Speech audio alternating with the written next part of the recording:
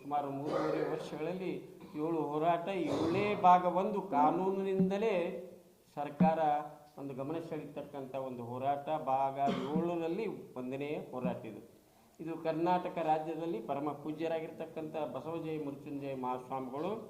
ಇಡೀ 30 ಜಿಲ್ಲೆಗಳಿಗೆ 30 ಜಿಲ್ಲೆಗಳಲ್ಲಿ ಬರ್ತಕ್ಕಂಥ ಎಲ್ಲ ತಾಲೂಕುಗಳ ವಕೀಲರ, ನ್ಯಾಯಾಧೀಶರ, ಪರಿಣಿತರ,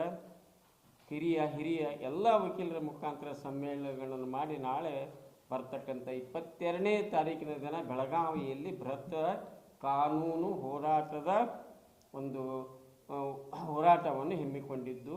ಈ ಹೋರಾಟದಲ್ಲಿ ಇಡೀ ಕರ್ನಾಟಕ ರಾಜ್ಯದ ಮೂಲೆ ಮೂಲೆಯಲ್ಲಿ ಸಮಾಜ ಬಾಂಧವರಾಗಲಿ,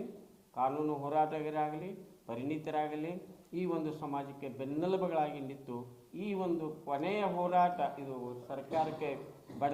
ಬಡದೆಬ್ಬಿಸುವಂಥ ಹೋರಾಟ. ಯಾಕಂದರೆ ಈಗಾಗಲೇ ನಾವು